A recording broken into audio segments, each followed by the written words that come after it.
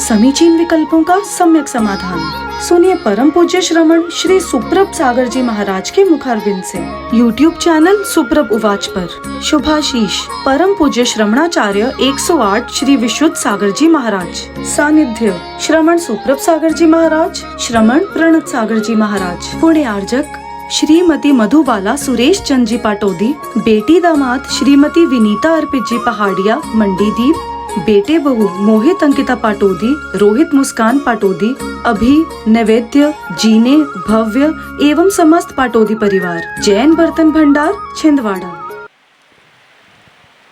ओम नमः सदेव्य। नमो नमः सत्वहितं कराय वीराय भव्याम्बुजभास्कराय अनंतलोकाय सुरार्जिताय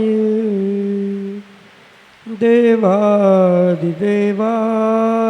नमो जिनाय देवादिदेवाय नमो जिनाय।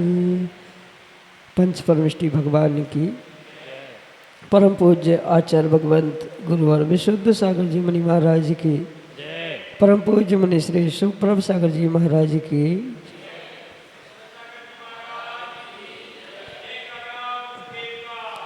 समीचीन विकल्पों का सम्यक समाधान, सम्यक ज्ञान के वह अनूठी विधा जिसके माध्यम से हम सभी प्रतिदिन अपने ही मन के उन अनेक अनेक समीचीन विकल्पों का सम्यक रूप से समाधान प्राप्त करते हैं, जो विकल्प हमारे लिए अनादि से इस दुख रूप संसार में भटका रहे थे। क्योंकि संसारी जीवों के मन में विकल्प उत्पन्न होना स्वाभाविक है, लेकिन पुण्य के अभाव में जब तक उनका सम्यक रूप से समाधान प्राप्त नहीं होता तब तक वह कल्याण का साधन नहीं बन सकते। परम पूज्य आचार्य भगवंत गुरुवर विशुद्ध सागर जी महाराज के मंगल सभा शिष्य परम पूज्य मुनि श्री सुप्रभ सागर जी महाराज ने प्रच्छना नाम के स्वाध्याय के रूप में आपको वह अनूठी विधा प्रदान की है, जिसके माध्यम से आप अपने मन के विकल्प को समीचीनता के साथ अपने गुरु तक प्रेषित करने का पुरुषार्थ करते हैं और परम पूज्य मुनि श्री उसका आगम के परिप्रेक्ष्य में आपको सम्यक समाधान प्रदान करते हैं। तो ऐसे उस आत्म कल्याण की अनूठी विधा से आप भी जुड़ने का प्रयास करें और अपना समीचीन विकल्प भेजते हुए परम पूज्य मुनि श्री से सम्यक समाधान प्राप्त करें।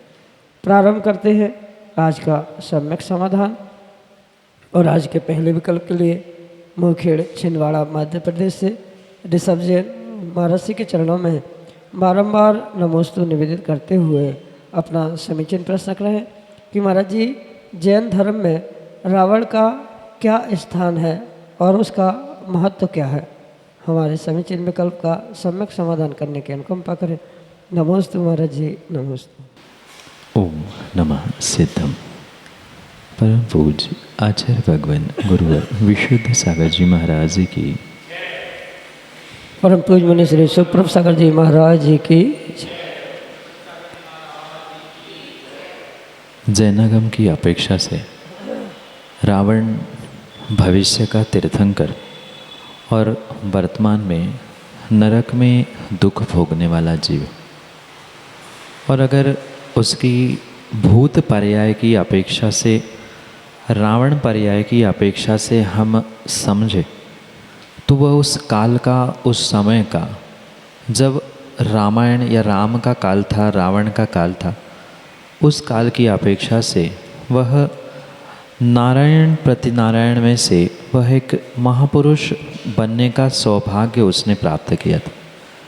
और मात्र इतना ही नहीं, अपितु ज्ञान के और विद्वत्ता के क्षेत्र में उस समय उसके जैसा कोई अन्य पंडित नहीं था।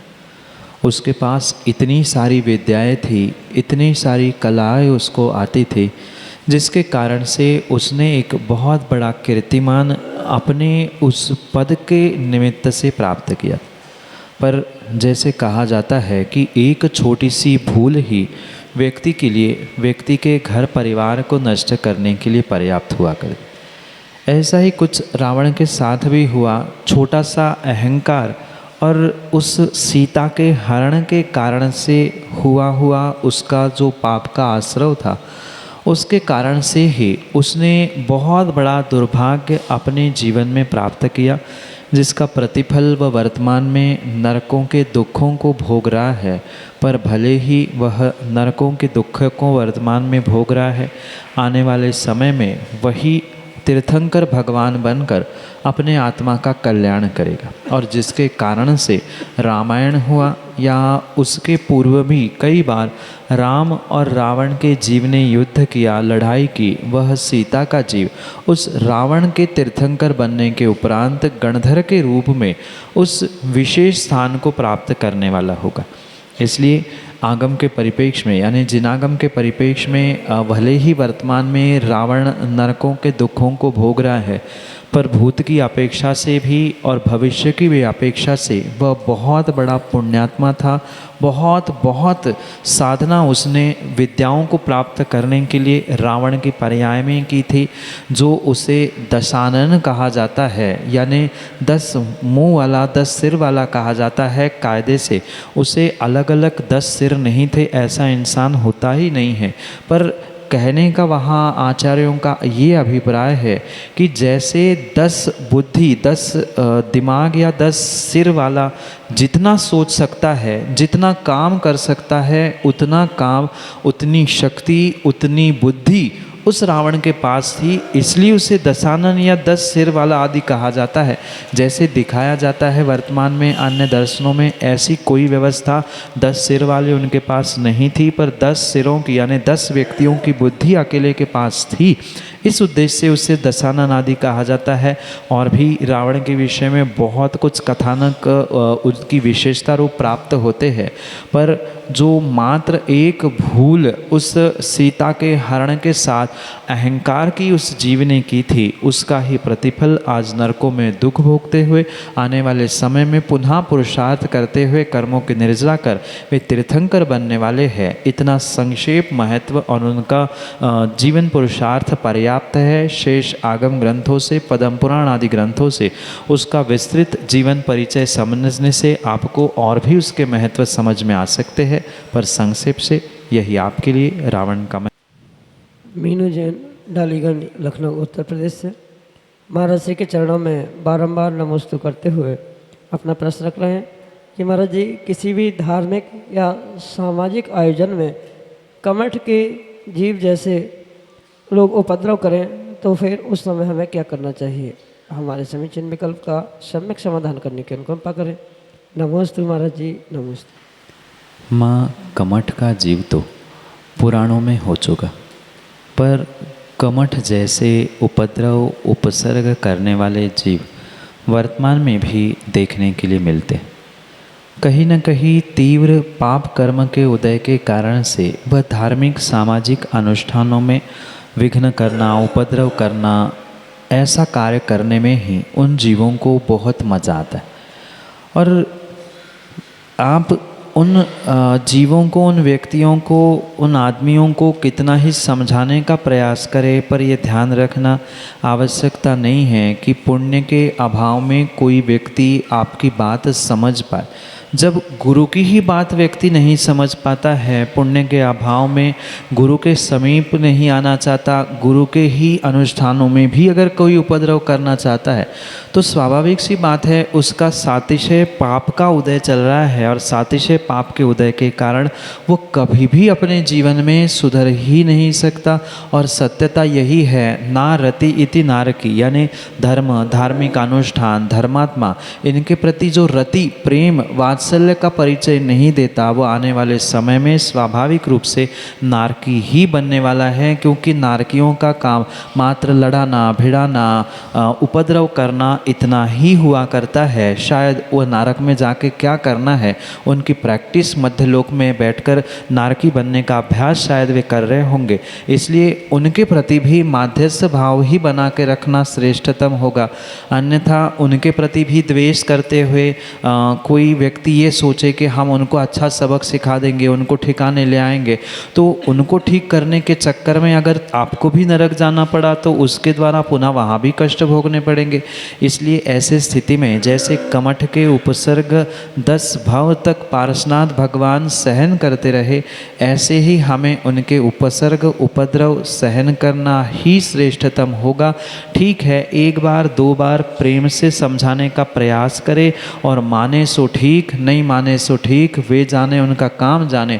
हम माध्यस्थ तटस्थ होकर ही अपने जीवन को, अपने कार्यक्रमों को, अपने अनुष्ठानों को करने का प्रयास करें, क्योंकि कमठ मात्र भूत में ही नहीं वर्तमान में भी होते हैं, इसमें कोई दो राह नहीं है। और पारसनाथ क्या महावीर भगवान पर भी उपसर्ग करने वाला संगम देव उपस्थित हुआ था।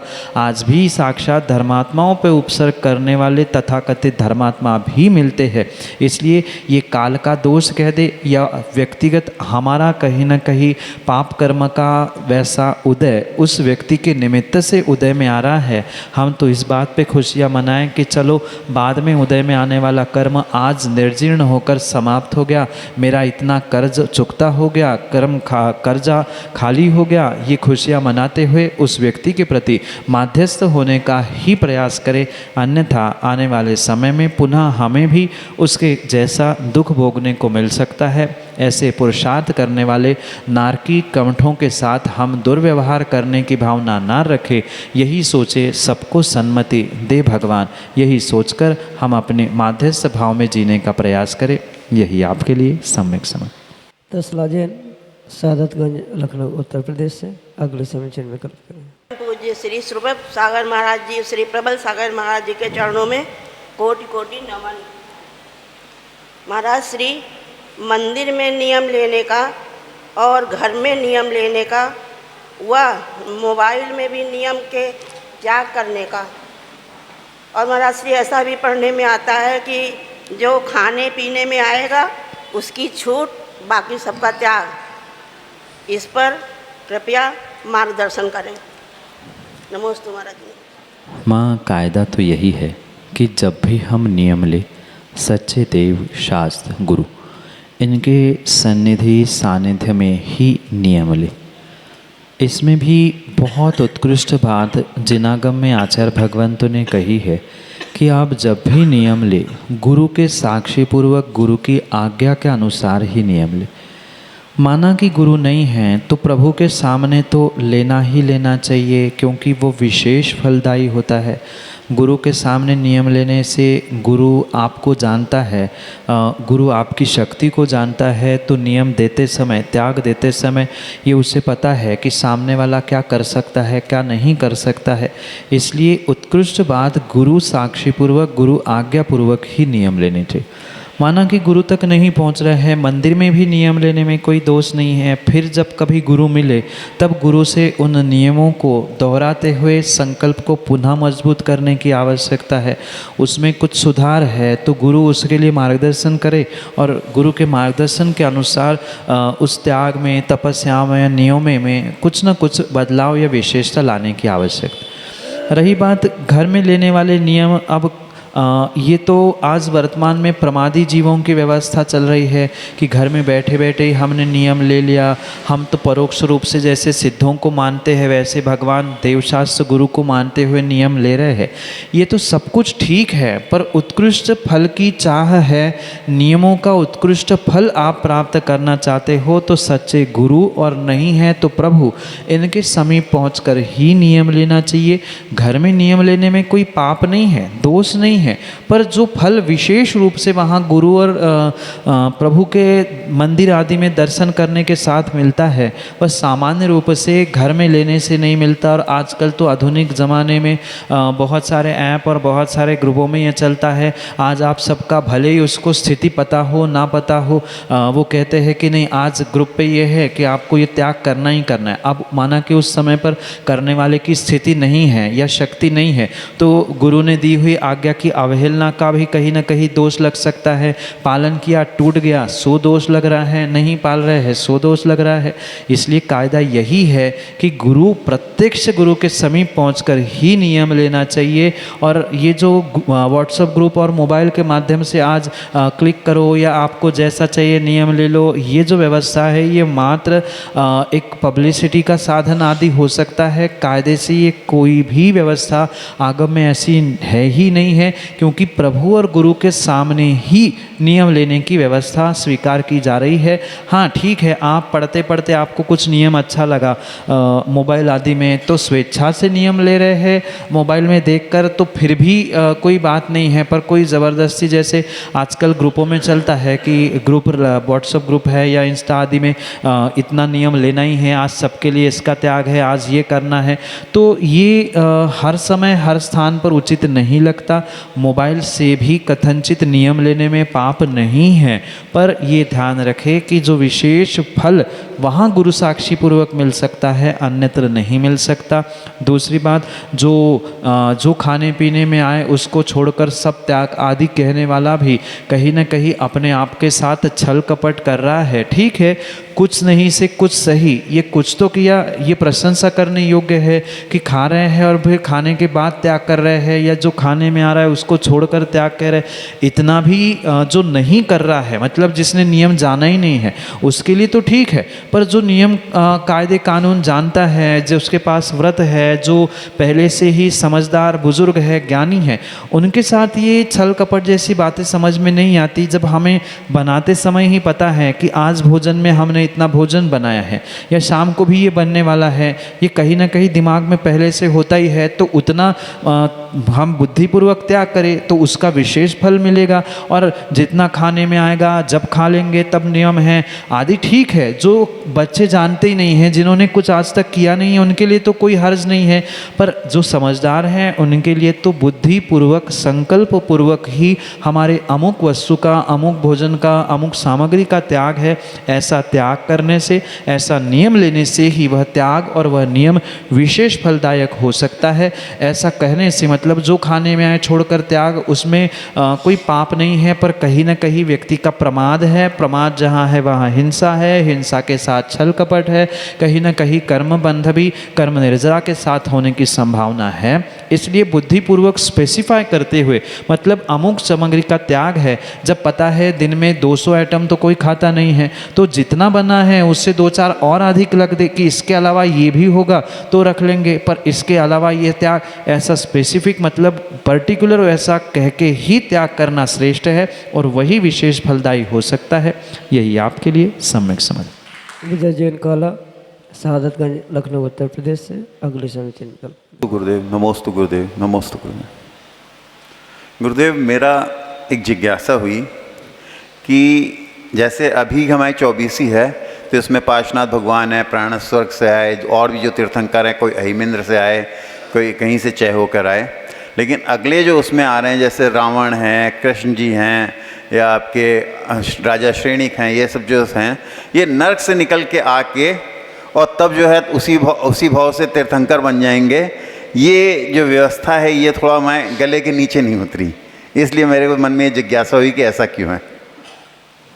आगम की कुछ बातों को पचाने के लिए कहीं न कहीं अनेकांत रूपी हाजमोला खाने की बहुत आवश्यकता है। और माना कि कुछ कठिन बातें हमें गले के नीचे नहीं उतरती है, तो जैसे बच्चों के गले बड़े किए जाते हैं, ऐसे ही आगम की बातों को गले के नीचे दिलो दिमाग में उतरने के लिए हमें अपनी सोच को अनेकांत से बड़ा करने की आवश्यकता। क्योंकि हमारे जैनागम में जो भी कथन प्राप्त होता है वह कभी एकांत से नहीं होता है। और अनेकांत का अर्थ ही है कि अनेक प्रकार से, अनेक पहलुओं से उस वस्तु व्यवस्था को समझने की आवश्यकता है। क्योंकि कौन कहाँ से आकर किस स्थिति को प्राप्त करने वाला है, ये करणानियों का सिद्धांत आचार्यों ने बहुत स्पष्ट रूप से लिखा है।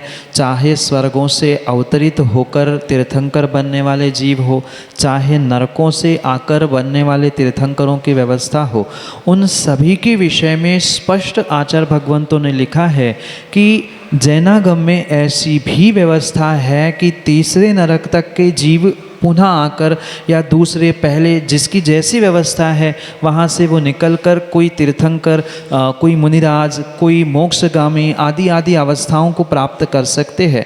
इसमें किसी भी प्रकार से कोई हर्ज नहीं है, क्योंकि नरक में रहने वाला जीव नरक में किन परिस्थितियों में पहुँचा है उसके पहले उसने पिछली पर्यायों में, जैसे राजा श्रेणिक है या कृष्ण है या अन्य रावण आदि के भी विषय में है, तो ये स्पष्ट समझने की वहाँ आवश्यकता है कि उन्होंने पिछली पर्याय में कितना बड़ा पुरुषार्थ पुण्य का किया होगा, और वो पुण्य का जो संचय उन्होंने किया था वो क्या कुछ मिनटों में नष्ट हो गया? बिल्कुल नहीं हुआ। वह पुण्य उनकी अभी भी सत्ता में रखा हुआ है। और नारकी पर्याय को प्राप्त करने के लिए, क्योंकि आयु का बंध एक ही बार होता है और उस समय पर जीव के जैसे पर्याय होते हैं वह अगली पर्याय, अगली आयु उसके हिसाब से प्राप्त करता है। ये तो बहुत अच्छे से आपको शायद पता होगा कि व्यक्ति के एक बंध आयु में, मतलब भोज वर्तमान में जो भोग रहा है उसमें 8 मौके बंध अपकर्षण काल रूप आयु के आते हैं, जो अगली पर्याय के लिए मौके मिलते हैं कि जहाँ अगली पर्याय के लिए आयु बंधी जाती।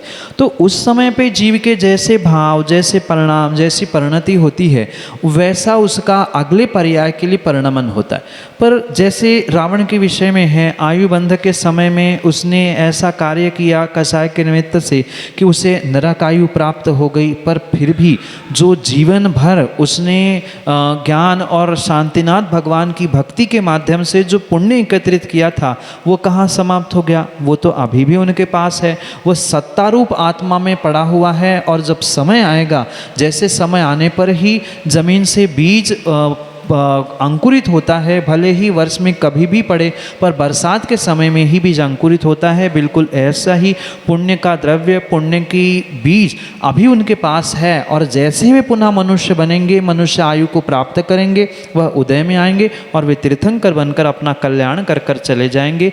एक नहीं, ऐसे अनेक दृष्टांत हमें प्राप्त होते हैं। जैसे नारायण के विषय में भी प्राप्त होता है कि उन्होंने औषधि दान के माध्यम से बहुत बड़ा पुण्य एकत्रित करके रखा और आने वाले समय में उसी कारण से तीर्थंकरत्व को भी वो प्राप्त करने वाले हैं।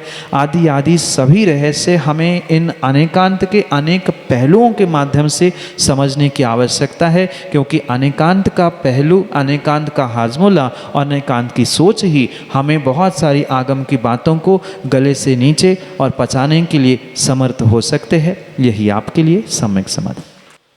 श्रीमती कमला जैन, शहादतगंज, लखनऊ, उत्तर प्रदेश से अगले समीचीन कर। मैं नमोस्तु नमोस्तु नमोस्तु। मुनिश्री, मिथ्या दृष्टि और सम्यक दृष्टि जीव में क्या पहचान है उसकी? माँ, मिथ्या दृष्टि और सम्यक दृष्टि की पहचान करने के लिए कोई बाहर का थर्मामीटर नहीं है कि जिसको लगा ले और हम पहचान ले कि सामने वाला सम्यक दृष्टि है कि मिथ्या दृष्टि। क्योंकि ये तो व्यक्ति के अंतरंग श्रद्धा की परिणति है, समर्पण के भाव है कि वह सच्चे देवशास्त्र गुरु से किस प्रकार से, किन कारणों से और किन अपेक्षाओं को लेकर जुड़ा। क्योंकि एक मिथ्या दृष्टि भी सच्चे देवशास्त्र गुरु से जुड़ा हुआ दिखता है, वो भी भगवान की पूजा, दान आदि करते हुए दिखता है, पर उसके पीछे उसका अभिप्राय क्या है? सच्चे देवशास्त्र गुरु से जुड़ने से अगर अपने विषय कषायों की पुष्टि वो चाहता है, धन दौलत में वृद्धि चाहता है, या अन्य किसी कारणों से वह वहाँ जुड़ रहा है, उनकी भक्ति पूजा कर रहा है, तो वो भी पूर्ण रूप से मिथ्यात ही कहलाता है। और उसके अलावा जो कुदेव, कुगुरु, कुशास्त्र को मान रहा है, उनके पास जाकर अपने इच्छाओं की पूर्ति आदि कर रहा है, या उन्हें भगवान जैसे गुरु जैसा मान रहा है, तो वो भी मिथ्या दृष्टि की एक सामान्य रूप से पहचान हो सकती है। पर ये भी ध्यान रखें कि बहिरंग की क्रियाओं से मात्र कोई सम्यक दृष्टि और मिथ्या दृष्टि, इसका अंतर, इसकी पहचान नहीं की जा सकती है। क्योंकि कई बार ऐसा भी होता है कि सम्यक दृष्टि जीव को, जिसके पास सच्चे देवशास्त्र गुरु, सात तत्व, आत्म तत्व आदि पर प्रगाढ़ श्रद्धा होने के बावजूद भी कुछ ऐसी परिस्थितियां बनती है कि वह सच्चे देवशास्त्र गुरु तक नहीं पहुंच पाता, उनकी कुछ क्रियाओं को कभी कभार करते हुए नहीं मिलता, तो इसका मतलब ये नहीं है कि उसके भीतर श्रद्धा नहीं है, वो मिथ्या दृष्टि है। इसलिए पहली बात तो ये स्पष्ट समझे कि किसी भी प्रकार से बहिरंग क्रियाओं से व्यक्ति के सम्यक दर्शन की, मिथ्या दर्शन की संकल्पना करना उचित नहीं है। ठीक है, व्यवहार नहीं की अपेक्षा से देखा सेखी को देखकर कोई कुछ कह रहा है, ये भिन्न विषय है, ये मात्र कहने का ही विषय है, पर पक्का ऐसा निर्णय नहीं किया जा सकता। क्योंकि करणानियों की अपेक्षा से जो 7 प्रकृतियां है, दर्शन मोहिनी, चारित्र मोहिनी आदि की, उनका जिसके पास क्षयोक्षम या उपशम होता है, वो ही क्रमशः क्षायिक, क्षयोक्षमिक या औपशमिक सम्यक दर्शन को प्राप्त करने वाला हो सकता है। पर किसके कौन से कर्म का क्या क्षय, क्षयोक्षम या उपशम हुआ है, ये बाहर से तो समझना संभव नहीं है। क्योंकि आजकल तो दिखावे के लिए धर्म करने वाले तथाकथित बहुत सारे सैकड़ों हजारों की तादाद में धर्मात्मा हैं, जिन्होंने बड़े बड़े नियम, बड़ी बड़ी तपस्या भी करने का प्रयास किया। पर पुनः पुनः ध्यान रखें, मात्र बहिरंग धर्मात्मा बनने से किसी भी प्रकार से वो सम्यक दृष्टि हो ही ये जरूरी नहीं है। इतना तक आचार्य भगवंतों ने लिखा है कि एक दिगंबर भेष धारण करने वाला जीव भी द्रव्यलिंगी मुनिराज यानी मिथ्यात्व को प्राप्त करने वाला हो सकता है।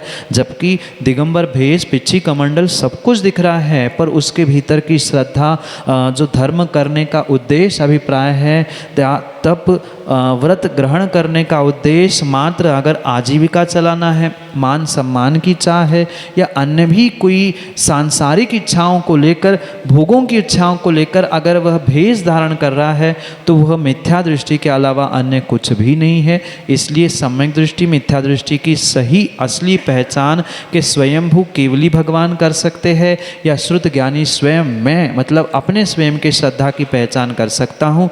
दूसरे व्यक्ति के मिथ्यात्व सम्यक की पहचान कर ही नहीं जा सकती। और मैं भी यही बात कहना चाहता हूँ कि दूसरे के मिथ्यात्व की पहचान करते हुए हम अपने आप को मिथ्या दृष्टि बनाने का प्रयास क्यों करें।